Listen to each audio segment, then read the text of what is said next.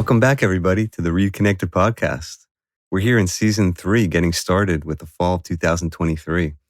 In Season 2, Alexis and I took a trip down the road with a few friends, colleagues, talked a bit about the journeys of excellence. And it was a really great experience for us to get to know these wonderful people and share their stories about what the journey really is behind the scenes. And in Season 3, we're going to be focusing a lot on people taking care of themselves. You know, Alexis and I, our work essentially in different versions of it is helping people to take care of themselves and understand themselves. And so we're going to go through different episodes around the topic of essentially taking care of yourself. And today we're excited to talk about a topic that is extremely prevalent. It's, you know, something that you can't escape, because as human beings, everybody's going to feel anxiety from time to time, if not often. And we're going to talk about the topic of anxiety. We're going to talk about what it is. We're going to talk about how it affects us and essentially what we can do to take care of ourselves around anxiety, both in a proactive way and also in kind of a responsive way when we do feel anxiety. So really excited to get back into the podcast with you, Lex. And we just got a great intro from our producer, Rob, giving us the Wayne's World countdown. And we're back for Season 3. Really excited. So in the emotions episode from Season 1, we talked a lot about this idea of how these abstract concepts that really aren't tangible, but can oftentimes feel that way, can take over. And anxiety is one of them, right? Anxiety is something, like you said in the intro, is so prevalent, especially in today's day and age. And we need to make sure that we talk about the fact that right now, being exposed to so much media in our world, I think that there's a higher level and baseline for anxiety for so many people right now, that we're experiencing this uncertainty in so many ways, because I think we're exposed to so much. So before we get into the what does this look like, how does it impact us, let's really dive into your expertise, Jared, really talking about like, what is anxiety? How would you operationalize and describe that to somebody who's trying to understand what this is? We hear about it all the time, but what really is it? Yeah, well, we're sentient beings, so we feel. That essentially means that we feel, right? And because we feel, there's going to be things that cause us pain, things that are unpleasant to us. And as we talked about in the happiness episode of Season 2, you can't always be happy. And but obviously, you know, we don't want to feel pain. People don't want to be experiencing something that's unpleasant. It's just inherent in us. It's just hardwired in us, right? For many reasons. And what pain is could be a lot of different things to different people. Pain could be social, right? We can experience physiological pain from feeling rejected from someone if we perceive that way, or feeling shame, you know, around a group of people, right? So pain could be a lot of different things. It could be physical pain, right? It could be an injury. You know, you watch athletes in these very high contact sports and you go, wow, geez, I guess they got to really tamper down their fear of the pain that they're going to experience, because, you know, there's definitely pain that goes there. So pain could be experienced in a lot of different ways. It could be emotional, physical, even psychological. And anxiety is essentially our response to expecting pain to happen. And it's essentially telling us, as if like an alarm system is going to go off, telling you that there's a fire. That's kind of the classic metaphor, that your anxiety is kind of like an alarm system telling you that there's danger. But anxiety is essentially preparing us to protect ourselves. Right? Because if there's pain, we want to protect ourselves from pain, whatever that pain might be. So anxiety in a lot of ways is a signal to trigger. It's telling us, hey, you know, watch out for something that could be bad, that could be unpleasant, that could be distressing to you.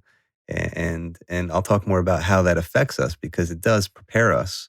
And that's how it affects our thoughts, our behaviors, and so forth. We'll talk more about that. But on a fundamental level, you know, if you really want to understand what anxiety is, it's like there's something threatening.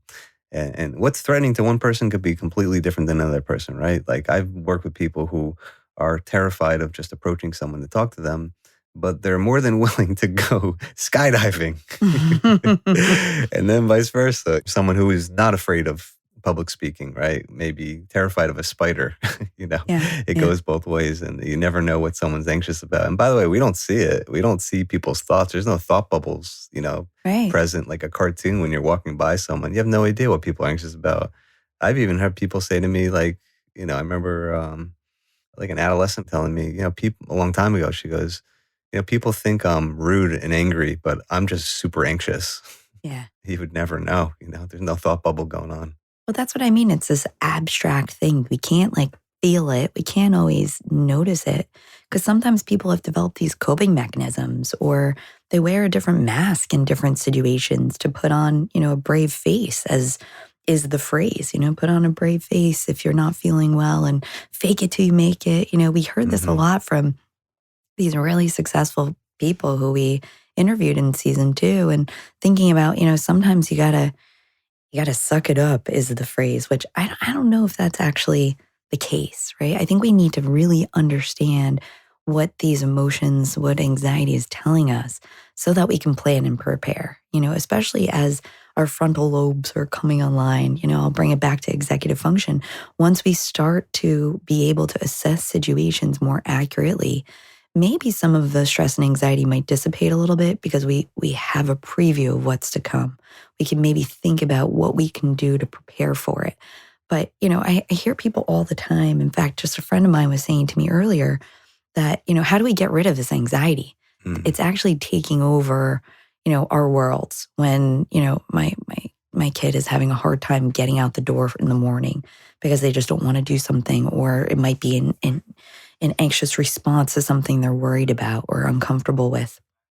And my response was, I don't think we ever want to get rid of anxiety. We just don't want it to take over our whole worlds and Hmm. consume us, because that's when it can get in the way of us, living a goal directed path, finding and experiencing joy, living presently in a moment to really experience everything that's coming up. I think when we try to avoid anxiety, I think we're often missing a lot of messages and a lot of really important learning that can come from understanding what it's trying to tell us. Yeah. I'll pull apart some of the pieces you pointed out. And as I talk through here too today, I'm going to try to bring different theories. I think sometimes people talk about anxiety from one theoretical framework that, oh, this is the only way to look at anxiety. And I think there's multiple ways to look at anxiety. It's not always one perspective. So I'll try to, sprinkle this in as we go. But certainly, as we talked about in the emotions episode of season 1, being aware of what's contributing to your feelings and your emotions, in this case, anxiety, is essential because when you don't know why you're feeling what you're feeling and it's just taking over, it could become very intense. It's dysregulating. It's Mhm. scary. It freaks people out. It's like, oh my God, what is my heart is racing. I'm tense. My mind is disoriented. I can't focus. I feel like something horrible is about to happen, right? And you don't really think clearly in those moments. And so that's why I always say therapy is such a great way to slow things down and pick apart the pieces that are contributing to the anxiety so that you're not caught off guard all the time. It doesn't mean you're not going to feel anxiety. And part of the work is doing something about what you learn about yourself. It's not just, it's insight and awareness is helpful. You learn about yourself and then doing something with it is the next step. But there's a lot of ways to understand why, right? And think about something right now, right? It's fall, kids are getting back into school, right? And it's only natural to feel anxiety when you're starting something new again. Mm. And there's a reason for that. And part of therapy is helping people like just learn about why. Like what does that mean? Like why would you feel anxiety? Well, think about it. If something's new, you don't really know what to expect. Mhm. And that's why we use the word adjustment. Adjustments take time. And so when you're trying something new, if you expect everything to just be perfect, as we talked about in the perfection episode, or if you just kind of have a fantasy about how you think things should be, or you're imagining, things playing out a certain way, and then you learn that, oh, that's not actually what's happening. Like adjustments are essentially like going out into the wilderness and being like, okay, what do I expect? I need experience Mm. to learn about what to expect, like what goes where, how do people respond, like what are the expectations for me, for other people, what could happen. And then as you learn and adjust, your anxiety could naturally come down over time if you manage it in a certain way.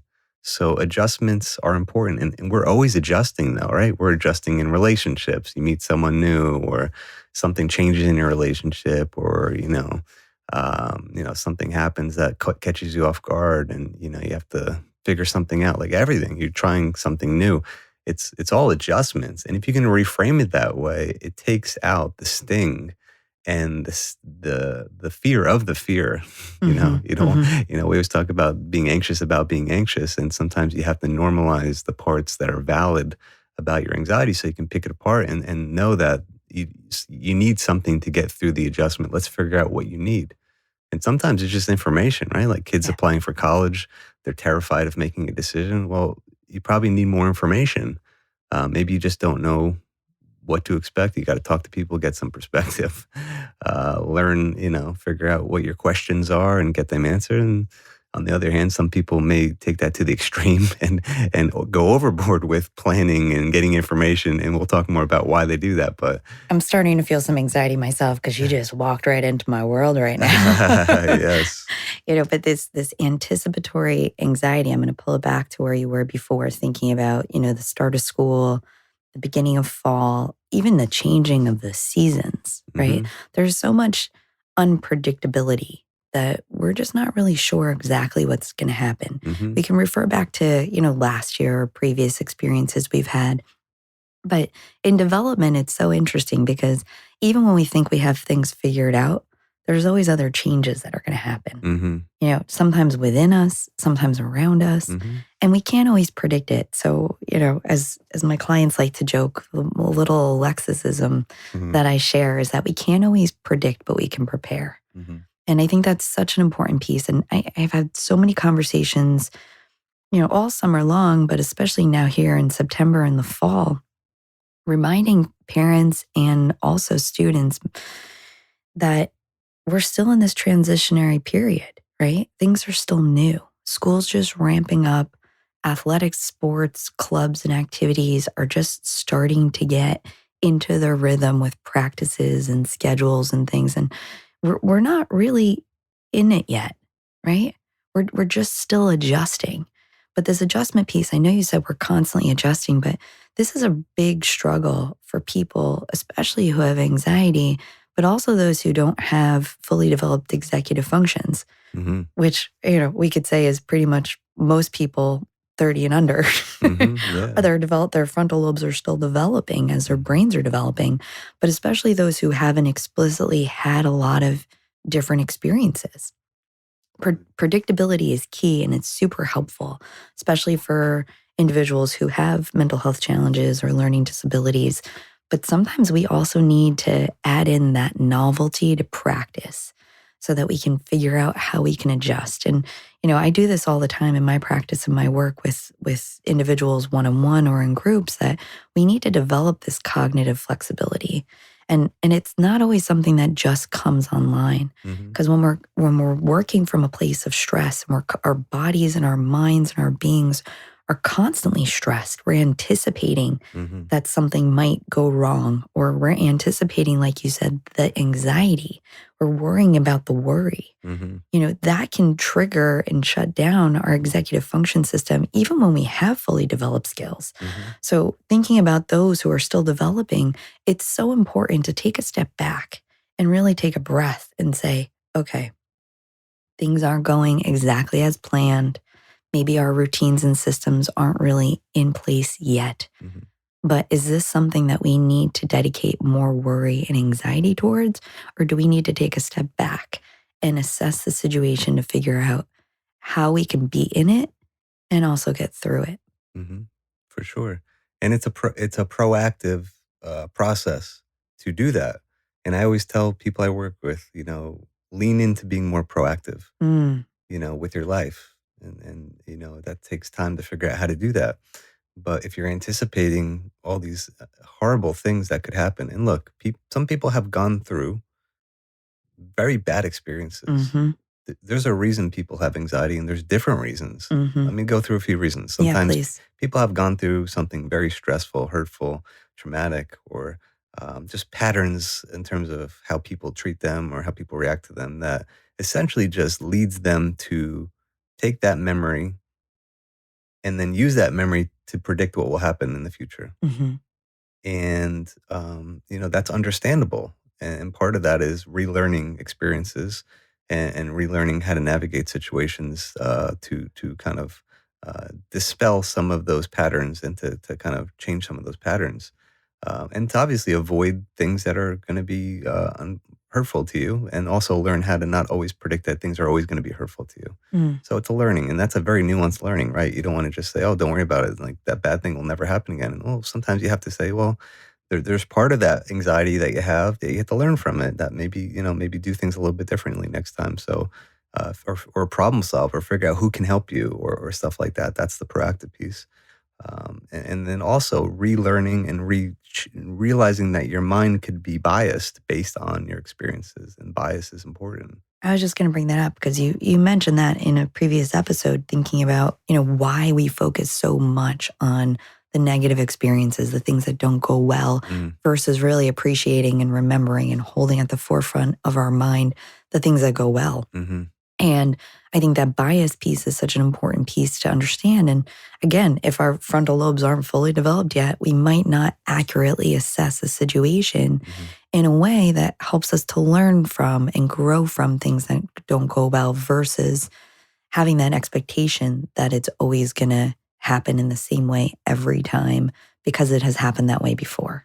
Right. It does take flexibility in your thinking, which essentially means you can think differently. You can try to reassess situations, because we're always predicting. Like as human beings, we're always thinking forward. We talked about this in probably the happiness episode, that your dog Rafa is not thinking in the future. He's always in the present. He's not like, he doesn't have a calendar.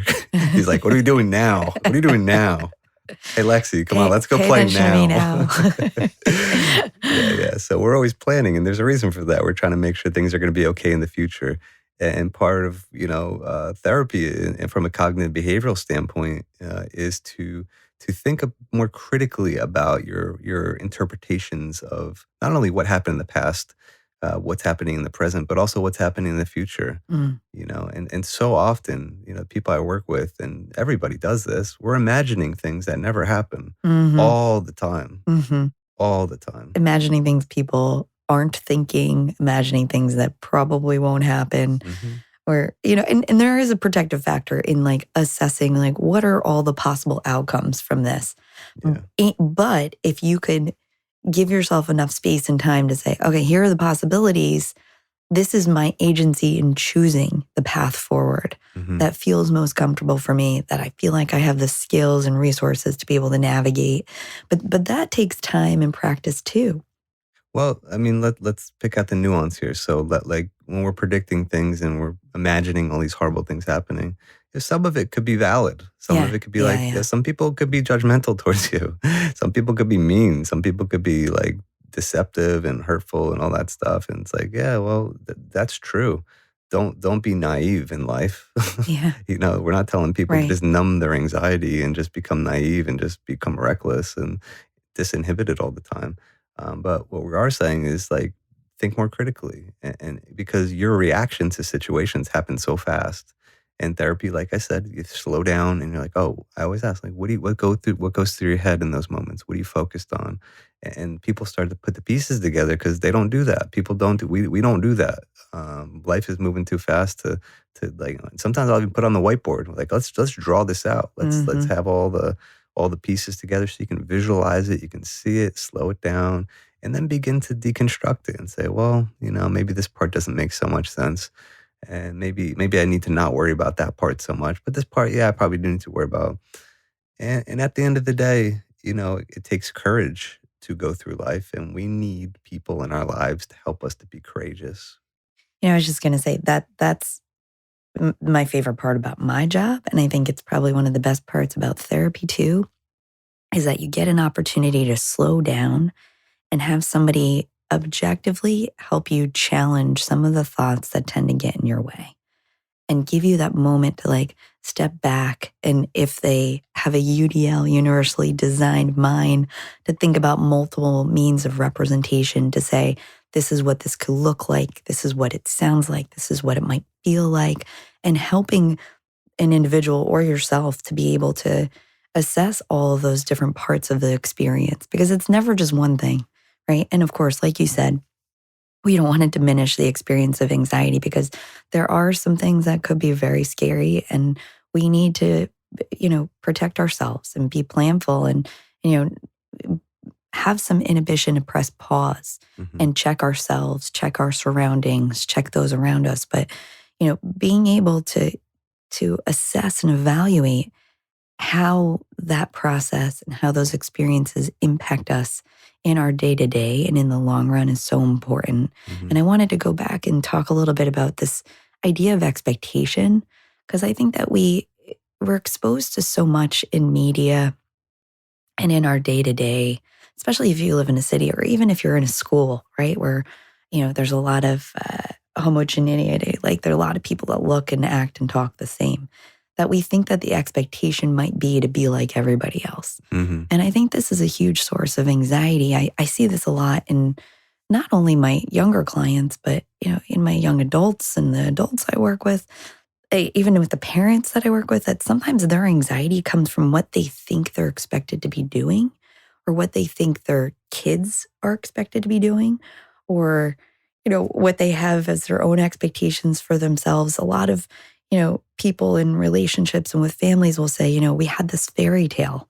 You hear it a lot even in TV shows and movies. They talk about, we had this fairy tale of what our life was going to be like. And it didn't end up that way. And because that expectation doesn't get met or matched, they get consumed by the anxiety and the worry around, what did I do wrong?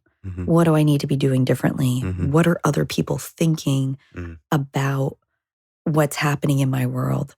When, in reality, we know as adults or in our wisest minds that none of that really matters. But in the moment, or when we're comparing ourselves to these expectations, wherever they might be coming from, it can be incredibly anxiety provoking. Yeah, it's all consuming. Well, that's why I wrote the song Keep Building, which is, the chorus goes, life ain't always what we think it should be.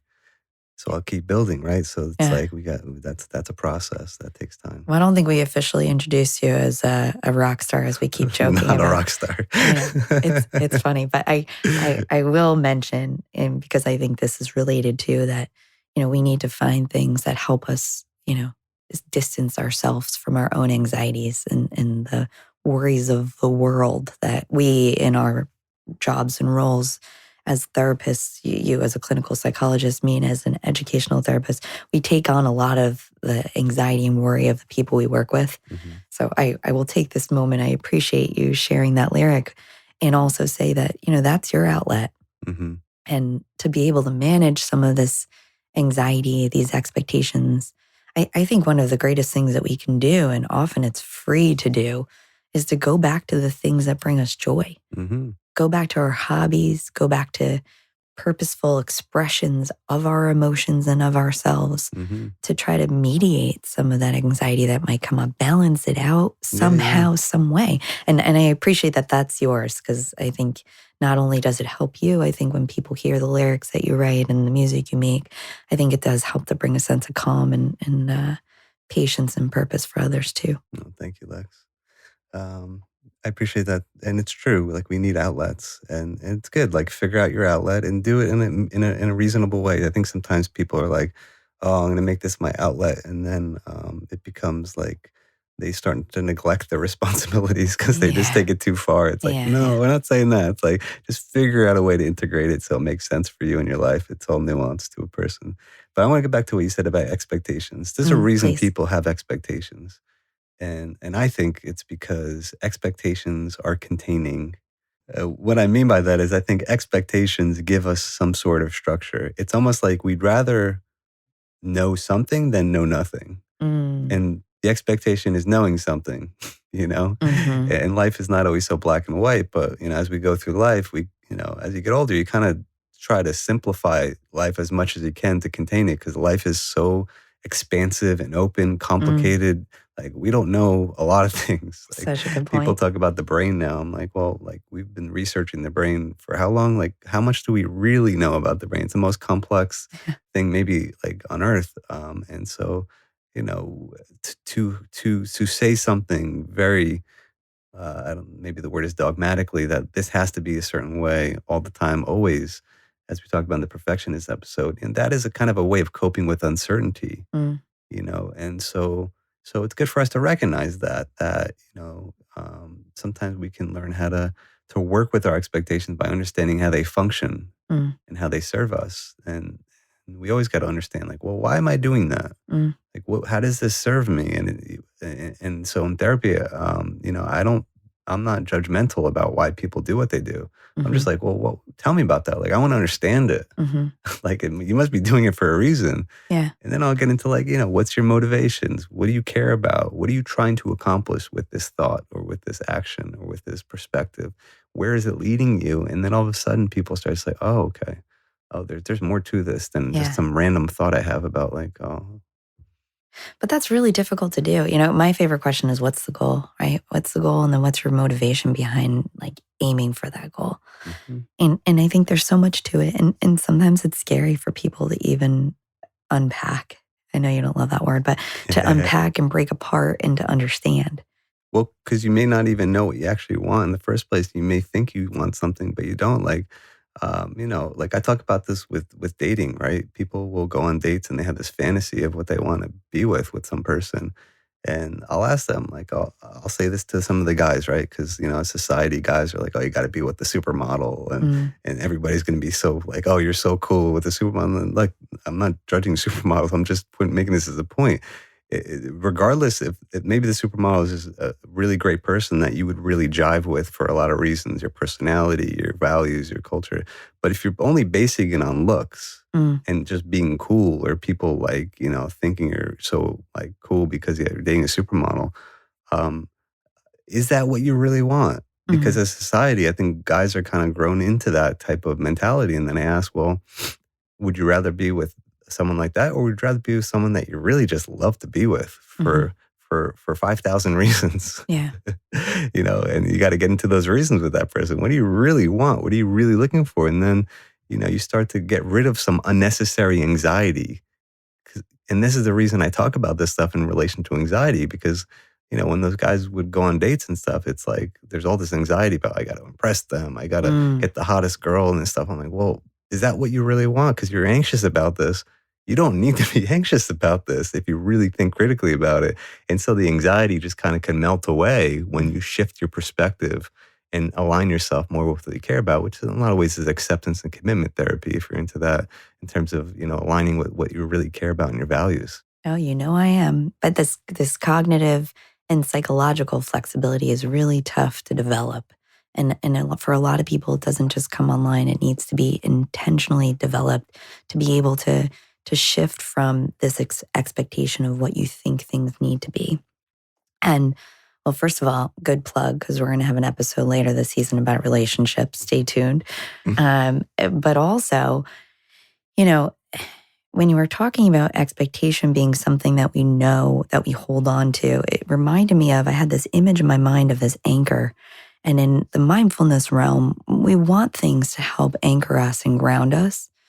And it was interesting as you were saying that because I was thinking about how our expectations might actually anchor us, but they end up getting us stuck in patterns of behavior that don't actually serve us well. Mm, Right? Because in acceptance and commitment therapy and ACT, when we think about, some of these blockages, some of these stuck points, I call them, that can get in our way, um, it's really important to hold on to a more flexible approach to thinking about things.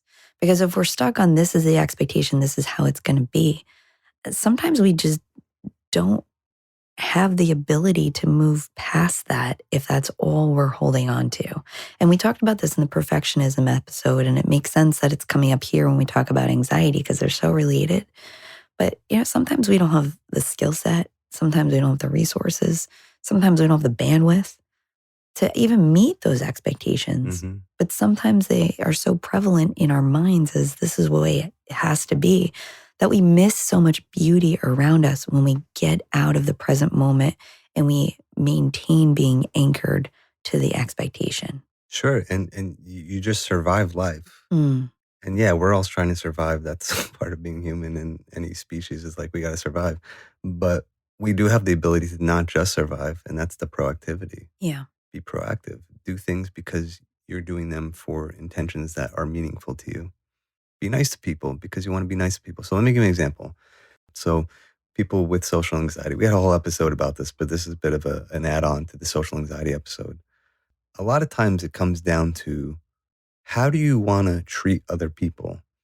And as much as people have social anxiety about, oh, I'm going to be judged for this, I'm going to be judged for that, I'm not going to be good enough, I'm not going to be cool enough, I'm not going to be this enough or that enough. Like it's a never ending cycle, right? Mm-hmm. And so often, eventually, there's a long process to getting. There's different steps and different. It's not just this, but a lot of times it ends up moving towards how do you want to be with people? Mm. How do you want to treat people? How you want to show up. Yeah, because you're always thinking about yourself when you're anxious because it's a protective thing, right? So people are socially anxious. They're just constantly thinking about themselves. And I had a girl recently said, wow, that kind of feels like kind of like I'm a little self-absorbed thinking about myself all the time. She's not doing it for that reason, but it's because she's so anxious about what's happening. But she's learning, we all can learn, get out of your head. And by the way, people want you to be comfortable with yourself. And that's a total mind shift. People are like, oh, like they actually don't want you to be anxious. They want you to just be comfortable with yourself. They don't want you to try to impress them. Like if they do, then maybe that's not the person that you want to be around. I dropped a comment about what I thought was one of the most attractive things in a former episode, but I think also that is the other piece to it. You attract people, whether it's romantically or in friendships or collegially, when you are confident in yourself. And this isn't about like being the best or showcasing like the best of yourself. It's really just owning who you are and showing up in an authentic way. I know that word gets overused, but I think it's so important to appreciate. Because I think, again, when we go back to these comparisons and expectations, we're constantly thinking about others. And guess what those others are probably thinking about? Themselves. Or other people, comparing themselves to other people. It becomes this sick cycle. And I think it's so important. I have been having these conversations for a while now, and you'll see eventually that I am building my own brand of who I am and the work that I do to be able to provide these services. To communicate it, yeah. To communicate it and to showcase it. And honestly, the same purpose of the podcast is to get resources out to people who want to make changes in their lives. That's the purpose. Yeah. That's the purpose, right? And, part of it is also a new chapter in my own life where I need to accept who I am and the work I've done to get to this place and to own it and to be confident sharing that with the world. And one of the things that I've said a couple different times, and I think listeners and you'll appreciate this, is that there's so many brilliant people out there saying really important, amazing things. Yeah, for sure. Especially in the educational world and the mental health world. And, sometimes I question myself. I'm like, well, I know I am helping in this realm. I know I have expertise in this, but there's so many other people who do too. But, one of the things that I keep reminding myself and the amazing people around me keep reminding me is like, there's only one you. Yeah. There's only one version of you and how you're showing up, your own experiences, your expertise, the way you authentically share yourself and your work with others, your personality, all these pieces make you who you are. Yeah. It's kind of like, it's like love. It's like if there's a lot of people are sharing love, there's no downside to that. Yeah. If there's a lot of people sharing something that's positive, it's, people obviously can debate what's positive or not, but like if people are different voices sharing something that's positive, people have different versions of how to share love. It's a similar thing. Like you have a different version of sharing something positive. That's great. It's just spread the love, Spread the love. And different people resonate with different versions, right? It's like music. Like some people like this music, but it's all music. Yeah. And it comes back to acceptance because not everybody is going to like everything about everybody. Yeah. Right. Not, same thing goes in my work. Not every person who comes asking for assistance in developing their executive function skills or to do the work that I do with them is going to jive with me. Yeah. Right. And I can't take that personally. It happens to everybody. It happens to everybody, and it's important for parents to understand, for coaches to understand, educators, therapists, doctors, people, looking for relationships and friendships, that not everybody's going to love everything about you. Not everybody's going to be the best match for you either. Mm-hmm. And that's okay. Yeah. And that's okay to just accept and own. And this is where it comes back to this acceptance piece that I think is so important, not to get rid of anxiety, but to understand what the anxiety tells you. Mm-hmm. Because oftentimes when you get these signals of like, oh, this doesn't feel right, mm-hmm. or I'm a little worried about this, it might actually be really great information Mm-hmm. to tell you like, hey, this is working, this isn't. And so let me take that right there. This is working, this isn't. So part of working with anxiety also, in some ways, this comes from internal family systems therapy, which kind of looks at kind of a holistic version of a person. It is to say the anxiety is telling you one thing, but anxiety narrows your focus on one thing. Mm. And it's like, oh, only this matters. And then you realize there's parts to a whole. Mm-hmm. And what you're focusing on is one part to a larger whole.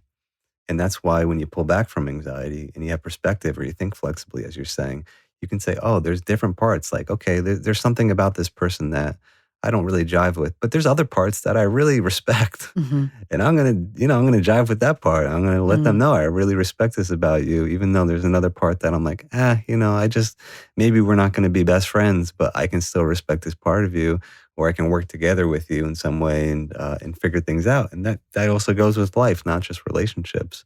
This one part of my life is not going so well. And some people can be devastated by that and extremely anxious because, oh, this one thing's going to ruin my whole life. And in reality, you pull back and you're like, well, there's different parts of my life. There's this aspect that is actually fine right now. And this other part has some growing pains, and that's normal. Mm-hmm. All your parts are not going to be just like seamlessly rolling along through life every day, such as life. Life is like that too. Mm-hmm. Yeah, it's so interesting. And you and I have a shared client, this young athlete who I'm working on executive function academic stuff, and you're working more on sports psychology, understanding anxiety, performance anxiety. And we were talking together. This is the beauty in you and I collaborating sometimes. Mm-hmm. We were talking together to frame the work we're all doing together. That was great. And I framed it in a way that I was talking about, kind of like when you go to a clinic to build your skills in the sport, where you're breaking down pieces of the process and you're talking more about the mechanics of it. Mm-hmm. I shared with him and we talked together about how, our work together is kind of like, let's focus in on the mechanics of it. Mm-hmm. What is this telling us? How does this work well for us? How does this not work well? What do we need to tweak? What do we need to improve? What maybe we want to keep? What maybe shows up in different contexts and in different ways? Because when you can break things down without overly obsessing about the mechanics, right. and fully understand it, once you've practiced in this way, it becomes so integrated in who you are and how you show up and all these things we're talking about that allow for you to not let that anxiety get too noisy and interrupt or interfere with the things you're doing on your day-to-day. So let me give some advice to younger people who are anxious. This is not going to apply to everybody, but I often hear kids talk when they're anxious, and their parents will tell me when they're anxious, they just don't want to talk about anything. They just get really upset and angry and all this, and I can't say anything to them. And so, parents in kids' lives when they're anxious, it could seem like the little things don't matter, but the little things can matter, right? Like if your kid is anxious about something and, maybe what they need is just some time to go for a walk with you and get things off their chest. Mm-hmm. And just to have a space to let it out and maybe, hold back from trying to fix it or correct it so quickly. Maybe what they need is just get it out. And sometimes people can get perspective like, oh yeah, maybe, I might be overreacting. Now that I've said it out loud, that sounds a little ridiculous. Maybe I'm overreacting. Mm-hmm. Or maybe they begin to clarify what their problem actually is because they have a legitimate problem they're anxious about. and they need to talk it through. I can't tell you how many times in therapy it's like problem solving comes up because there's a problem that hasn't been clearly defined, a problem that hasn't been clearly solved to any degree, and the person's confused or upset and just avoids it altogether. Hmm. So, as a parent, like pull back and just let the process happen. Instead of thinking that it's a tragedy or that it's so terrible. Obviously, some kids can be so dysregulated, it really is scary and upsetting and all that. I don't want to discredit that, but figure out what the kid needs in those moments to work through their anxiety. And there could be steps to it. Just like we said, there's parts to a whole. There could be parts to helping the kid get through the anxiety. And knowing those steps can be very useful, even if it doesn't make their anxiety go away immediately. But those steps, you keep planting those seeds, you keep providing those opportunities. And over time, the kid can develop the capacity. Let's think about this. If you're asking a kid, oh, tell me more about that. I want to understand that a little bit more. And you're getting them to reflect. You're getting them to face their fears by talking about it. Talking about it is facing it in some ways. And talk about their problems. You're actually teaching them how to reflect on themselves. Mm. And that is a great skill for kids to develop. And there's a lot of great, psychologists writing books about this that, actually providing the space to talk through things with your child and to reflect back what they're saying and say, oh, I understand. Let me validate what you're saying. Let me put this into words and paraphrase or summarize or empathize with you. I understand. Okay, that makes sense. Why you feel this way based on what you're saying to me and based on what you're thinking. That doesn't mean you have to agree with it. It doesn't mean like, oh yeah, of course, the monster under your bed. Of course, yeah, there's a monster under your bed. You should be afraid of that. To validate it and to acknowledge it doesn't mean that you're agreeing with it. It means that, oh, because you're thinking this way, that's why you feel this way. And here's all the reasons. It's helping them to be reflective. And then, a lot of good things can happen from that over time. Yeah, I'm gonna just jump in too because you said so many things, and you're talking about it and referring to it as this is what parents can do for young kids, mostly because they're still developing these skills and understanding themselves. Mm-hmm. But the same things you're saying for younger people, it applies to adults too. Oh, totally. I don't want to just let it be lost on that moment in talking about it because I say that self-regulation these days is like a superpower, right? It's not to get rid of emotion. It's to understand and to be able to bring it back to a place where we can regulate ourselves to think more clearly. Mm-hmm. And when we talk about executive function, we've talked about it a million times. You'll hear this a lot more just in talking to me about anything, that when we are dysregulated, we can't think clearly. And then we fall into this trap in the system that often can get stuck in the anxiety or anchored in the expectation instead of being able to understand what our options are and to make a good decision and be critical thinkers. And the other thing that I think when we do talk about parenting and caregiving or anybody who, has, any wisdom or age that they're trying to impart on somebody else, to remember that we don't always want to jump to problem solving in people's lives. And I catch myself all the time because my brain constantly goes to problem solving mode. It's a strength of mine. Because you care. Yeah. And guess what? That's not always the solution or the answer. So I have to really consciously press pause and inhibit all of that to say, what is needed right now? Because like I said before, developmentally, what's needed in one instance in context or at one point in time might not work. It might not be what's useful in another moment. And we have to be so aware of that. And this is where the flexibility comes in, both psychologically and cognitively, to say what is actually needed in this moment. Because if we keep trying to problem solve, especially for young people, they're going to lose that ability to do it for themselves. And then they get wrapped up in, oh, what am I supposed to be doing? Which perseverates the anxiety even further and shuts down their executive systems where they can't think clearly to do that and make good decisions. And it can make you afraid of a problem or decision because you're like, oh, so other people do that for me. I don't do that for myself. Right. And there's this over-reliance on other people to help them. And a lot of reassurance seeking, even when they do make that decision, like, oh, is this right? And did I do this right? Can you check it first? Which, when we think of scaffolding, like supporting a little until the skill's been developed, like that makes sense.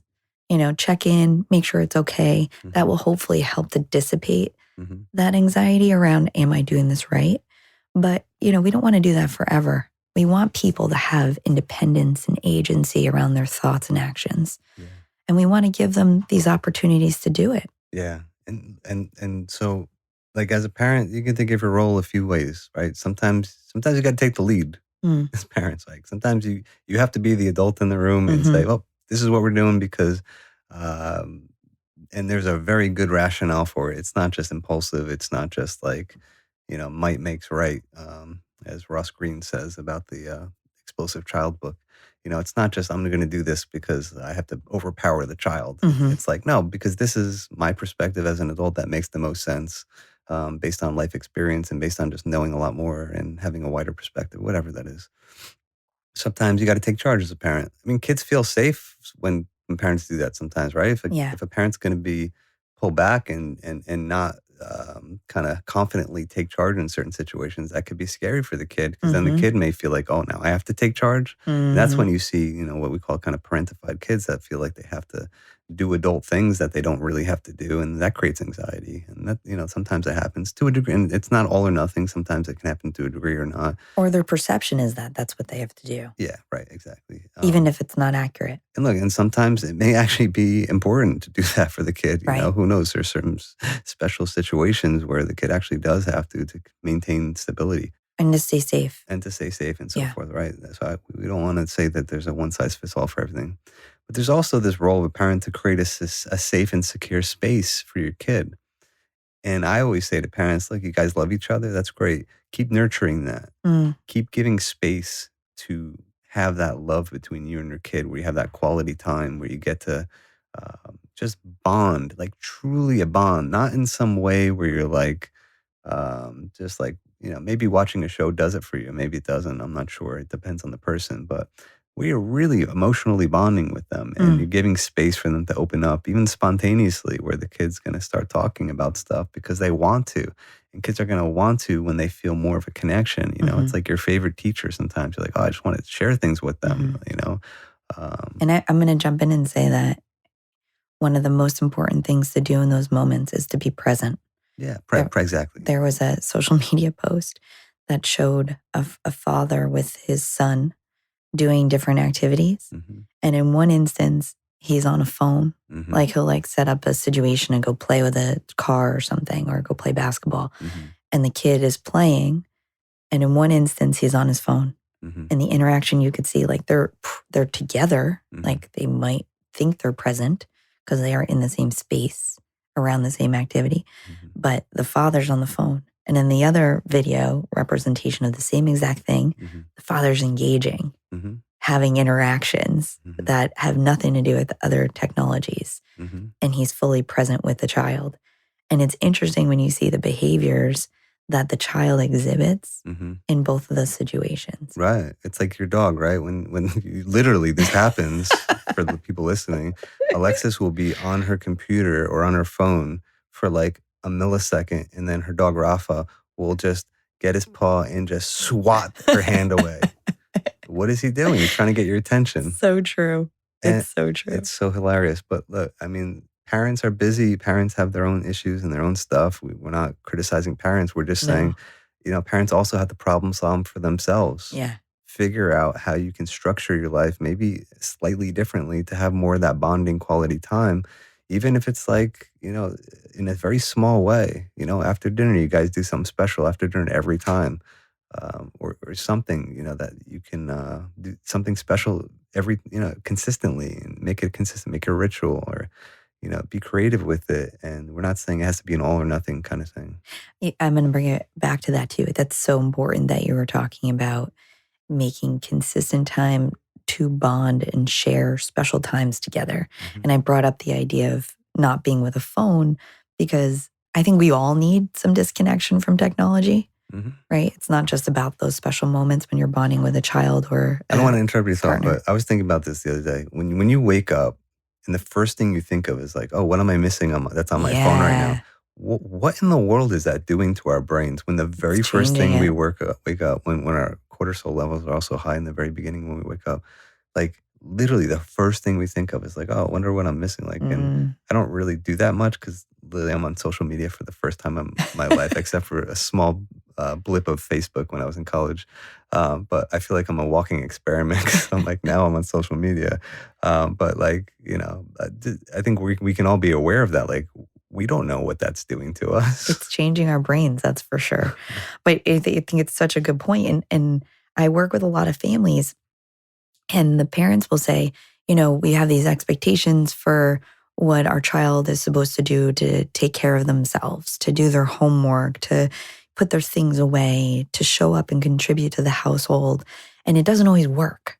And it's so interesting and fascinating that sometimes, right? So a lot of times the children or the people are building skills to be able to execute those tasks and do it independently, no doubt. Mhm. But a lot of times, there's sometimes interruption in them following through on their responsibilities Mm, because they're trying to get attention from their mm, parents and caregivers mhm.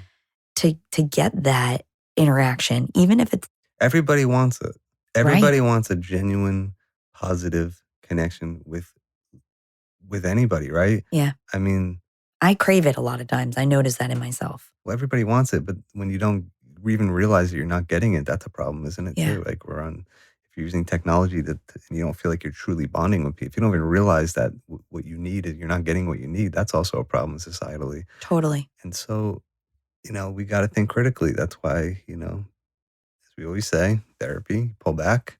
Yeah. What do I need? You always ask that one, what do you need? Hmm. And let's figure out a way to get what you need. Yeah. Sometimes kids just need to have fun sometimes because some of these kids we work with are just constantly doing something. They work more than adults do sometimes. They have I think school, about that all the school time. from like early in the morning Yeah. and the school's over. Then they have sports. Then they have music. Then they have, they got to like fastly eat dinner. Then they have like 3 hours of homework Yeah. every single night. And look, that some kids is going to take longer because not everybody's the same. Some kids it Totally. takes longer than other kids. You can't blame them for that. And then at the end of the night, they're on their phones all night because they have what's called revenge procrastination because they want to do fun stuff and they do it on their phone at like 3 a.m. because they didn't have any time to do anything fun Yeah. when they were during the day. And so, you know, I don't know what the solution to that is, but like be creative to figure out what the kid needs. Maybe you got to, insert some quality time. Maybe you got to help the kid to, find some strategies to make their schoolwork more efficient so that it can take less time to get help they need, to ask for help and so forth, and just insert quality time. Like you can get quality time throughout the day. It Yeah. doesn't have to be like a structured thing. It could be like, in the hallway for the kid, or it could be during lunchtime. It could be, we're going to go for a drive. We're going to get a burger or something. Like just insert little experiences. Yeah. I mean, Without it being artificial or yes, overly planned or right. over the top. And this is my PSA to the world. We all need this, whether you have children or not. I think we all need to be able to take time in our days to find joy and connection in some way. Yeah, you got to be present to do that and open. Absolutely. We're all, for the listeners, this is hard. All of it. We're not suggesting this is easy. No. It's hard. But I do want to validate. Can I go back but first? it's worth it. Things that are hard are worth it I sometimes. totally agree. And I want to go back and just validate, especially for the people we work with and for students out there who might be listening, that I think about this all the time. And I have very long days, you know this. But I put it in perspective and I think about my students who maybe have to take 3 buses to get to school in the morning, Mm-hmm. or they're going to practice their sport or their activity, or they show up for me at 7 a.m. or 8 a.m. before they go to school Wow. to meet with me before they start their day. Mm. And then they're going through their day. Sometimes they have after school where they're supposed to be doing their homework, but really all they want to do is have fun and let loose. Mm-hmm. Or they have sports or activities. And then they come home and they have chores and responsibilities. And then they have more homework and things to do at night before they end their day. Their days are so long and so packed. And I think it's sometimes a necessity because parents' lives are often busy as they're trying to provide and support. Mm-hmm. And I totally get it. But my point in validating this and shining a light on it again is that I think we all need to give ourselves, number one, a little credit for how hard we're all working, even when it doesn't always go as planned. Mm-hmm. And number two, to give ourselves permission just to exhale and to breathe. Mm-hmm. This is what I like about meditation so much, is because It's the meditation and concerts for me. I might have said this before. It's the two experiences where my brain totally shuts off and I can completely be in the moment without trying, right? It's Nice. just the intention and the goal is literally to be present and enjoy it. Mm. And we all need to find something in our worlds and in our lives to be able to do that. Even if it's just going for a quick walk, looking up at the sky, noticing the clouds, Mhm. taking in the sunshine if you have it available to you, Mhm. making a connection, sometimes just giving a hug. Yeah. So I'm going to bring it back to what you said previously, too, that sometimes parents need to be in the role to say, we need to stop. Mhm. And I've been so proud of so many families I work with, Mm. especially these past few weeks. I've been hearing it from a lot of people where they're like, my child's coming home, is super anxious, doesn't know how to get started on their work, or just has no more energy to give their work. Mhm. Where I just said, we need to stop. And what they do is sometimes they need to suggest what needs to happen. But ideally, outside of that really anxious moment, we all should be coming up with a list of tools and strategies that help us. Mhm. I mentioned before hobbies that bring us joy, but maybe it's something as simple as I need to take a cold shower Mhm. or a warm bath, or I need to snuggle with my pet. I need to go for a walk. I want to go look at the stars. Mhm. We need to come up with our list of things that nurture us because we're just gravitating towards technology to turn our brains off, Yes. but it's actually overstimulation. It doesn't give us the opportunity Mhm. to calm ourselves, Mhm. to regulate ourselves, to decide what comes next. And as adults in young people's lives or partners Mhm. in each other's lives or family members or friends, Mhm. sometimes we just have to say, we got to stop Yeah. and we need to take a step back, The irony even of if it's that, for a few minutes. it's hard to stop, right? I mean, Yeah. like, if you ask anybody when they're doing so much, like, "What do you wish you can do?" "I wish I can stop, but I Yeah. can't." Isn't that so ironic? Like, literally, stopping is not doing something, Mm. and people have a hard time not doing something, and there's a reason for that. Well, I think it's also because people think it means we're not being productive or we're not making forward progress or we're not keeping up. Again, going back to this comparison moment. But really that we need to interrupt the system that's keeping us stressed and anxious. Yeah. Otherwise, we can't move forward or we can't move forward well. I've been saying this so much to my clients, Jer, that you're going to get this stuff done. You really care. Your values are that you care about doing well Yeah. and you're going to do it. Yeah. But at what expense? I don't want you to do it without feeling the joy Mhm. and the satisfaction of doing it in a less stressful way. I think I think as a society, we are grappling with this, and we don't know how to do this in a nuanced way. How to say you got to work hard, right? The Mm, the old school values. There's nothing like we don't want to throw the baby out with the bathwater and say right, like hard work is bad, and right. then everybody like just stop working. I'm not sure that's healthy for people, We're kind of going through that a little bit now. well, let me finish this though, Yeah. because I think it's important. Uh, at the same time, other people are arguing that it's too much, like the way society is, the way these structures are built, and is like you have to maximize everything all the time, all the time, all the time. And like there's pros and cons to everything in life. I think that's a philosophy. I try to see how it applies. And maybe both things could be true and integrated. And it's hard to figure out how to do that. Like I Mm, said before, we all want certainty.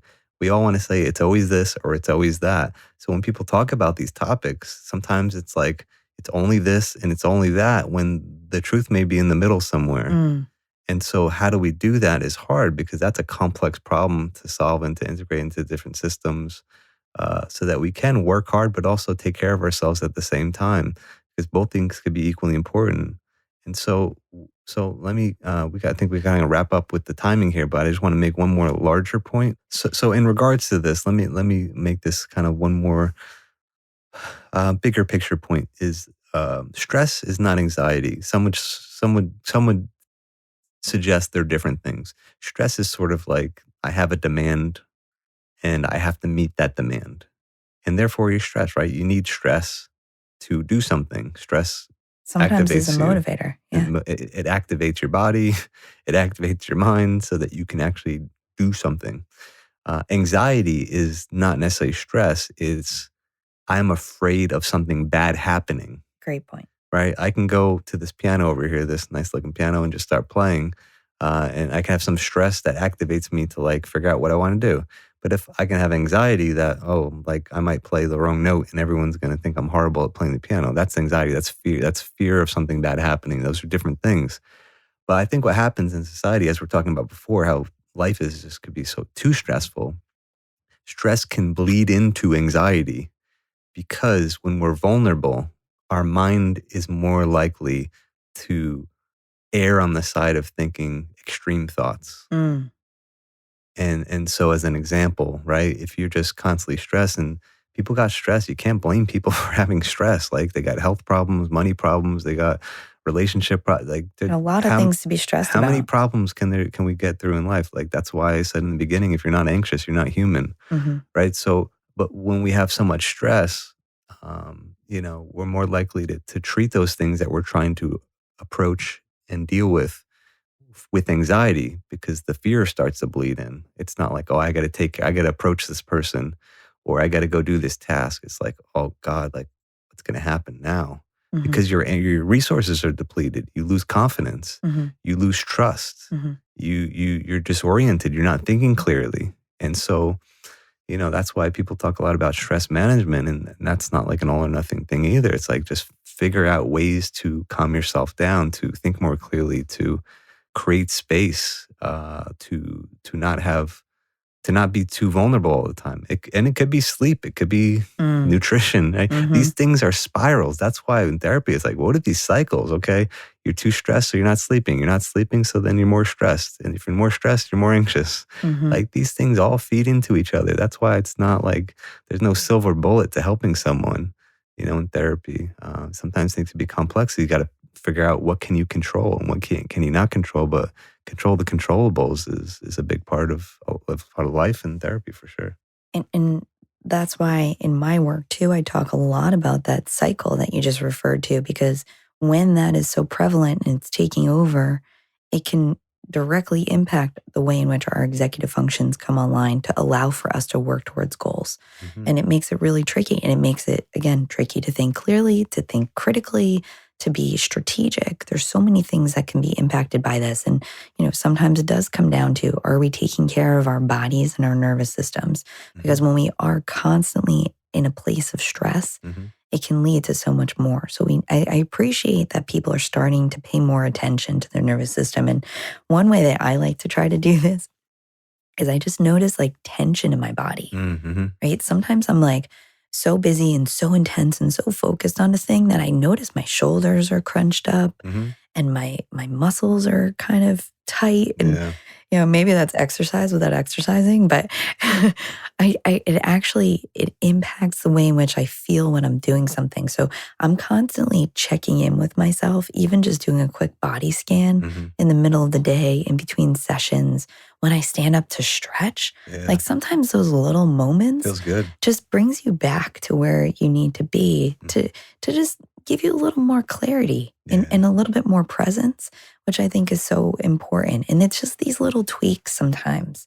Sometimes we feel like there's too much going on. I'm too stressed. I can't control all these things, Hmm. which turns into anxiety. And I wanted to refer to this and have you talk a little bit about how oftentimes anxiety is a product of trying to over control. Yeah. Yeah.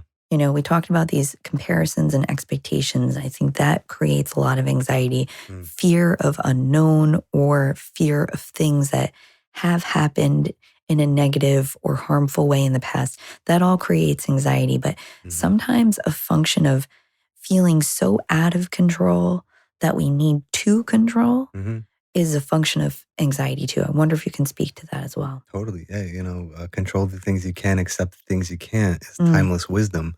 Um, if you I like what you said, the body scan, kind of calming your nervous system down from moment to moment when you get a chance to, and grounding yourself is great.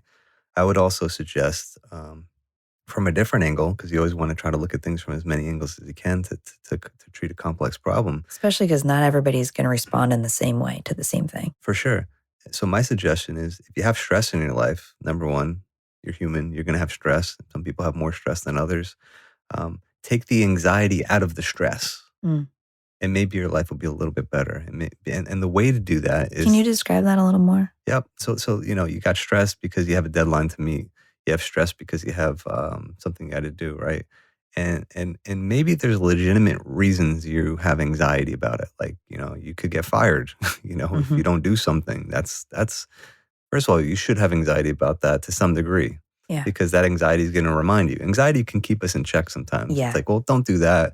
That'll get that'll get in trouble, or that's going to make your life worse. Gives us some limits in the decisions we make, and it does help us keep us on track. Again, Right. as long as it doesn't overwhelm us. Right, exactly. And that's the nuance, and that's what therapy is. Like, how can you dial down the anxiety, and also understand the thoughts and the beliefs and the perspectives that contribute to unnecessary anxiety.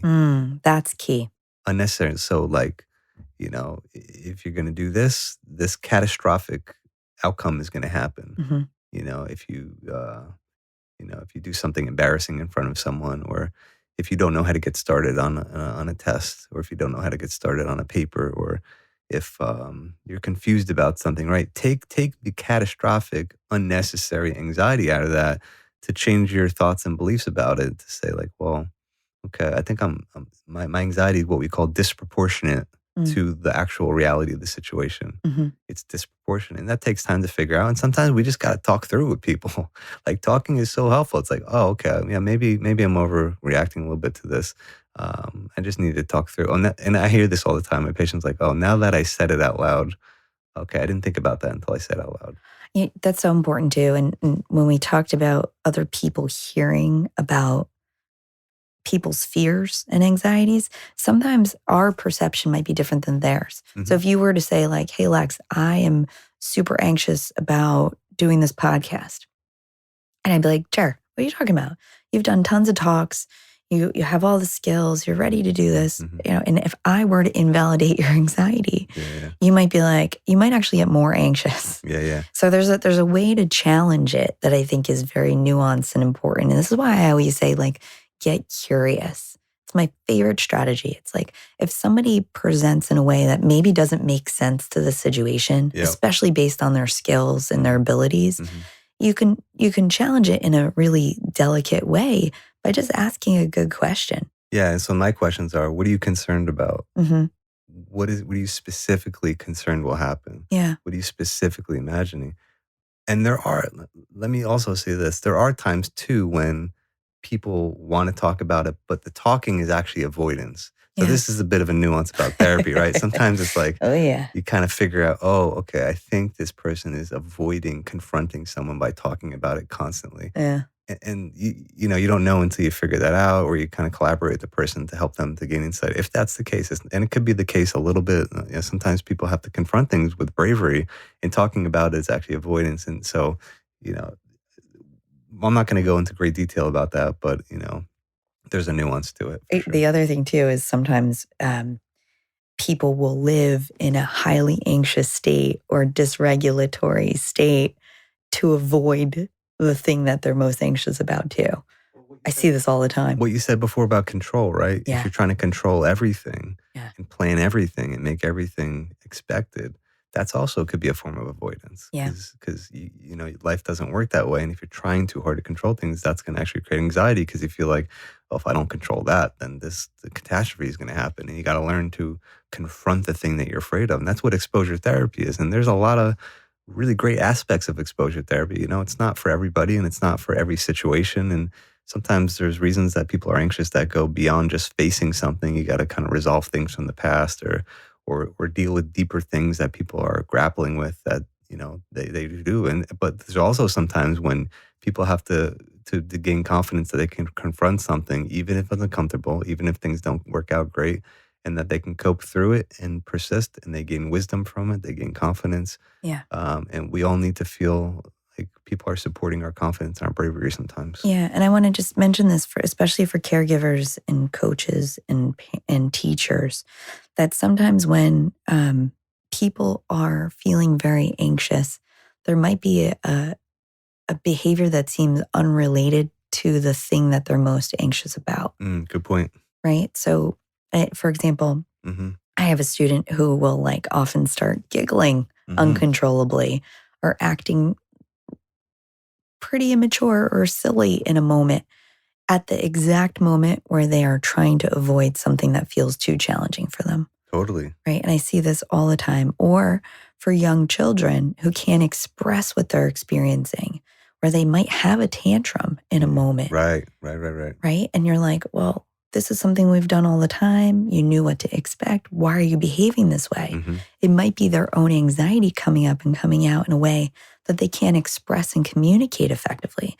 So, a lot of times, too, we want to be mindful that these big behaviors, whether you're an adult having an adult tantrum, screaming and yelling because you're trying to get your point across about something you're afraid of, Mhm. or a young child doing something similarly that seems unrelated, a lot of times, not all the time, but a lot of times it might be coming from and stemming from an inner anxiety where things like exposure therapy could be very helpful. Yeah. And also, calming it down, saying, we need to take a break.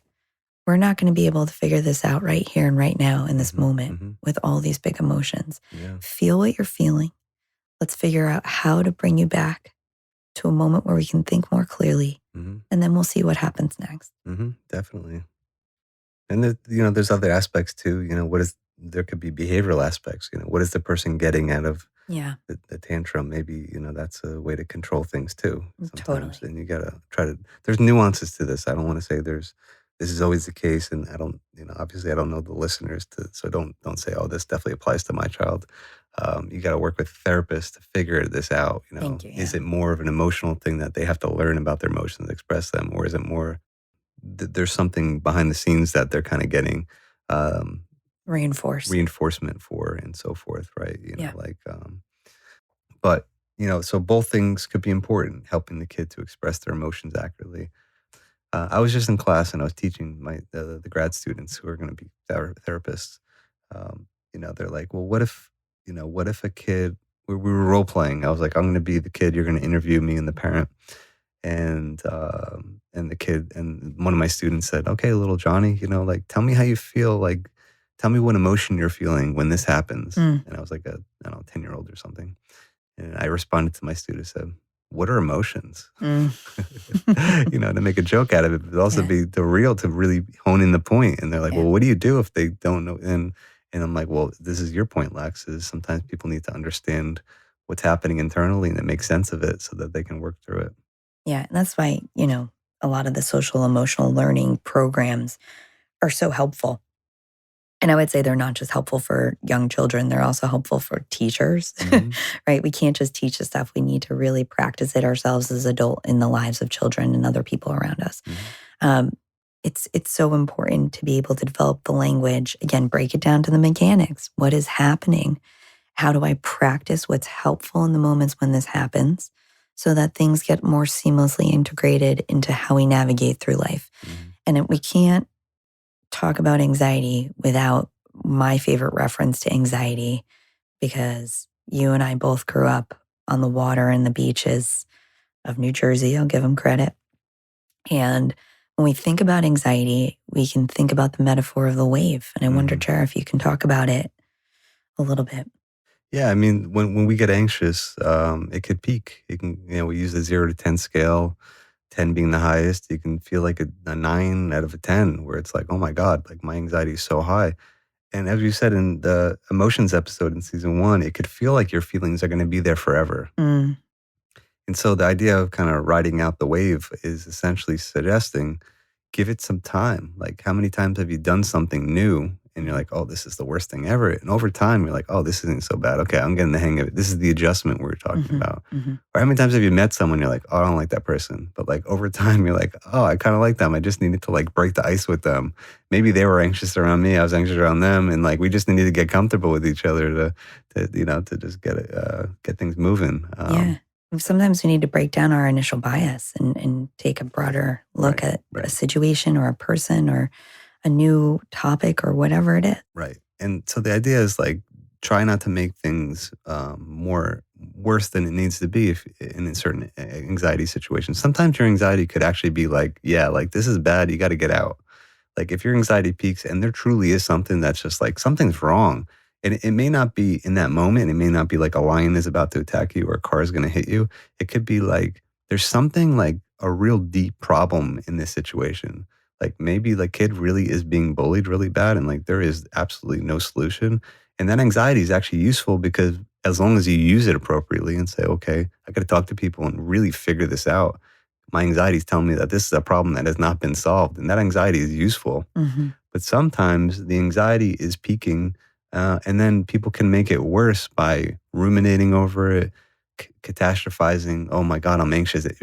If I'm anxious, that must mean things are going to happen. Why else would I be anxious? It must mean things are going to be horrible or horrible things are going to happen when in reality, you're just anxious. And once you get moving, the anxiety is going to go down. You're going to realize things are generally okay. And so the way we respond to feeling anxiety is important. Okay, this is why I'm feeling it. I understand it. This is what triggered it. I had a thought that popped in my head, or I noticed something that triggered it.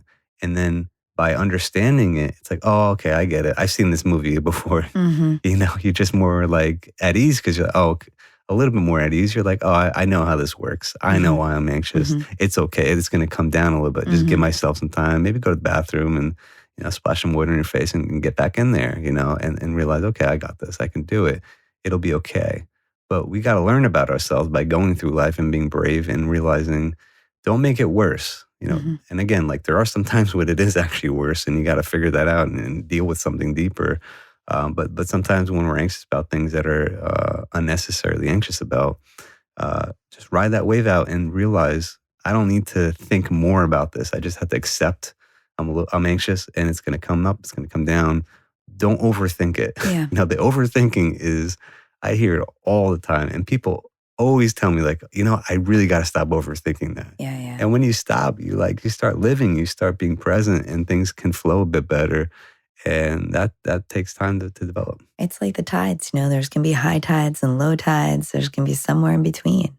And we could predict that that's going to happen, right? If we can accept and understand that there's going to be ups and downs, highs and lows, then hopefully it brings us to a place where we could be more planful of how to navigate it, right? And oftentimes, and when we were younger, I remember sometimes the biggest waves were the most scary, but the most fun. And they are the most impressionable sometimes when we're able to ride the wave and really enjoy that ride.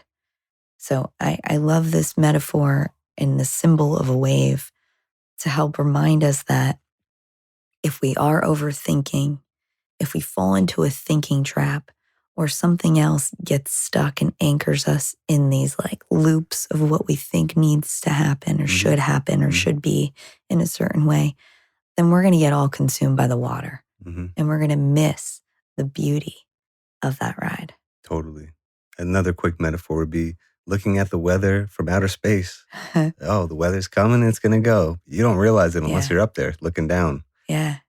Have a bigger perspective. I always tell people I would be like a veteran on a sports team. The veteran's like, all right, guys, it's okay. I understand why you're overreacting, but this is how this works. Let's just calm down and figure this out. We're going to figure it out. Yeah. Maybe we'll figure it out later. And you don't have to solve problems immediately. But we'll deal with this later. Sometimes we need to just be in it. We got to sit in it. We have to understand what it's telling us and to let it pass. There you go. But if you can't let it pass, reach out for support. Ask people to help guide you and to be a part of the moment, because these are beautiful moments that we are privileged to be a part of. Good and bad, big and small, anxious and calm. All of it is information that helps us to become that person that hopefully we can all show up being and feeling good about, being our truest, most authentic selves, because it's all a part of our process as we're human. So I have a feeling, and if anybody has any ideas, we'll do another episode on anxiety where we can share some more specific examples. We shared a range of different examples of how it might show up in different circumstances and situations. But as we said, not everybody's going to have the same experience. Not everybody's going to react and respond the same way to the same interventions. But what we do know is that we need to be empathetic to the fact that anxiety is prevalent. And it shows up in different ways for different people in different contexts. And that sometimes when we get curious and when we give space and time, we can hopefully ride the wave to get to the other side. Thanks so much for joining us today. We're excited to be on this journey with you for season 3 and lots more to come. Thanks, Jer. Happy to be here, Lexi. Thanks for tuning in to the ReidConnect-Ed podcast. Please remember that this is a podcast intended to educate and share ideas, but it is not a substitute for professional care that may be beneficial to you at different points of your life. If you are in need of support, please contact your primary care physician, local hospital, educational institution, or support staff at your place of employment to seek out referrals for what may be most helpful for you. Ideas shared here have been shaped by many years of training, incredible mentors, research, theory, evidence-based practices, and our work with individuals over the years, but it's not intended to represent opinions of those we work with or who we are affiliated with. The ReidConnect-Ed podcast is hosted by siblings Alexis Reid and Dr. Gerald Reid. Original music is written and recorded by Gerald Reid. Editing and recording was done by Cybersound Studios. If you want to follow along on this journey with us, the ReidConnect-Ed podcast will be releasing new episodes every 2 weeks each season, so please subscribe for updates and notifications. Feel free to also follow us on Instagram at ReidConnect-Ed podcast. That's ReidConnect-Ed podcast, and Twitter at ReidConnect-Ed. We are grateful for you joining us and look forward to future episodes. In the meanwhile, be curious, be open, and be well.